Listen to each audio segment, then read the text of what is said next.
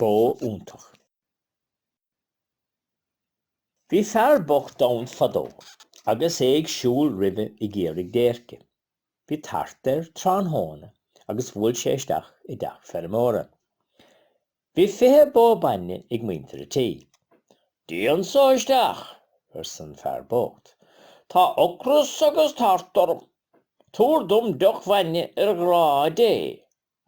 Ní leon vanne gom le túrtat, sa banna tí. Thuggan fear bocht a bhóthar agus níor bhada gur tháinig sé go teach beag gur thaobh an bhóthar. Bhuail sé isteach sa teach. An dúr fá doch vanne dom Ghráda, sesin le banna tí. Ní leon bhágam, san bhean, ach fuair mé bhrean banne ó gine denna chósan maidin. Túr mé dár té agus fáilte. Fuair an fear bocht an doch, dóil sé I, gab sé bhuiachas le banna tí agus duimig séir. Maidin amárach nuair a d'fhoidigh an bhean bhocht, bhí bó ag an doras rimpe.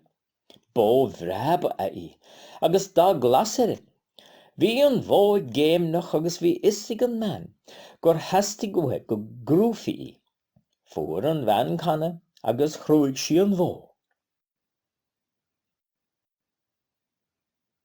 Dimig an bhó an bóthaín síos nuair a rís sí crúte ag an man, ach tháinig sí tránhóna a rís, agus dan sí an doras agus I géimnach, go dtí gur bhuair an bhean an canna, agus gur chrúig sí I. Lean an scéal mar sin feadh tamil, an bhó ag teacht chun an doras agus canna mór banne ag an man, maidin agus tránhóna uthe. Tharla lá, nach raibh an canna folamh nuair a tháinig an bhó, agus thug an bhean lé tobán bagá bhó ná an canna. Chrum siar an mó chrú, agus lean sí gur raibh an tobán lán. Chur sin úna an man. Is Iontach an bhó I seo, siise. Cibé saoch a chur an fuathe, líon an siad a banne Lean an scéal mar sin feadh tamil eile. Cibé saoch a churach an bhean faoin mó, líonach an bhó de banne Íalach an bhean an banne, agus bhí sí ag déanamh airgid go túf.